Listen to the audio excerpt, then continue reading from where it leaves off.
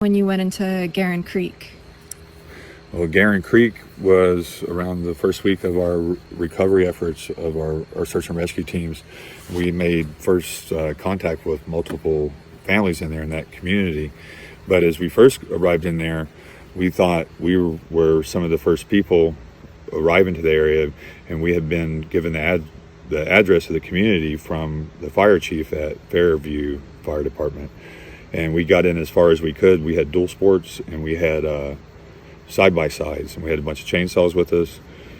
As we got in closer, we could hear chainsaws running, and we were like, well, there's another team here, or it's the locals cutting their ways out. And the roads were covered. It was massive destruction, mudslides, 60 and 70 foot trees and timber snatched like matchsticks. The roads were completely impassable.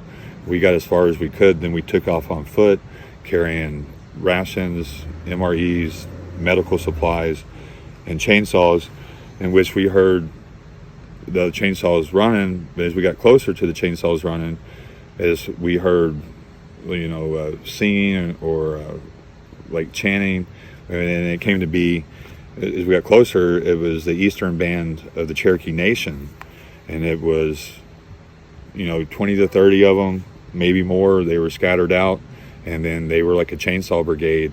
And as we got closer to them, we could hear them singing, like their war songs or the Cherokee songs, and then they were cutting up debris.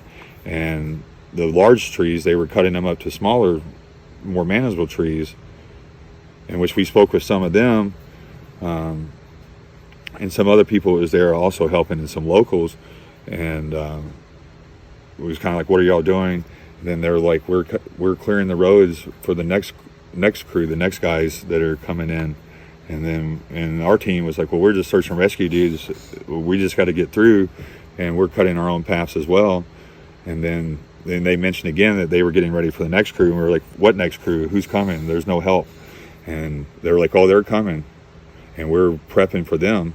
And then the next crew came, and it was like the Offlander Jeep guys and a bunch of guys from West Virginia and Eastern Kentucky that our Moonshine Rescue Foundation had reached out to on Facebook groups of needing off-road vehicles, and these guys specialize in that all. And then there was dozens of them that came, and they came with big logging chains and tow straps.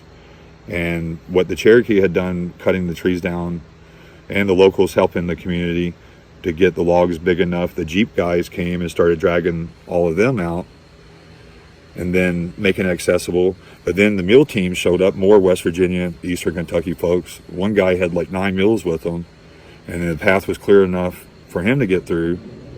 And then there was horseback riders also showed up. But then on top of that, there was a team of tactical goats, of ex-combat veterans, ex-military special forces dude that have therapy goats for trauma. And then they're trained in like tactical response units, and they can carry little saddlebags of medical goods and insulin, just, things that's very important and critical for operations. And nobody knows who any of these people are. They just showed up like randomly, like it was planned and organized, but no one knew each other, and there was no plan and there was no organization. But each crew before them was thinking of the next crew that they said was coming to prep for them to get ready. And then that's how it worked out, and it was amazing. And just all these different teams showed up from all remote regions and parts of mostly Appalachia, and they were just doing their thing, and no one was telling them what to do. There was no structure, there was no command, there was no calendar or time clock to punch in. There was like, we're here to do work where you want us. The mule teams, tactical goat teams, the horseback riders, the Offlander Jeep guys, and then the Mennonites had started showing up in all around the region. And then they were taking the logs and dragging them by horses, and had portable mill stations where they could plane the logs and start making rough cut raw stock lumber to build tiny homes or to rebuild homes in the community. And then they were just making piles of this stuff, and then then it's like all of a sudden everyone's gone, and they went on to another holler, and we're like, where are they all coming from? And then the miners showed up again, West Virginia, Eastern Kentucky. These guys showed up, and they're like, we can clear all this out, we've got equipment, and they had a blasting team. They were gigantic boulders from the mudslide, the sizes of tiny homes and the size of big trucks, and they were demolition. They're like, we move rock, we're miners. And then they started blasting rock, making it small enough for the other teams they said were coming with heavy equipment operators and skid steers, and started moving rubble that the miners were blasting. And then we could get side-by-sides in there, and the communities could start getting out. And we got back into some of these communities, and some of them didn't have no contact. We had first contact in 18 days, but it was real typical for 10 or 12 days. And none of these folks even knew what was going on. They were like, our power's out. And then they're like, there's a lot of choppers in the air. And then we're like, this is like one of the worst devastation things. They just thought it was a normal storm and their power was going to come back. And we're like, well, your power is not going to be back on.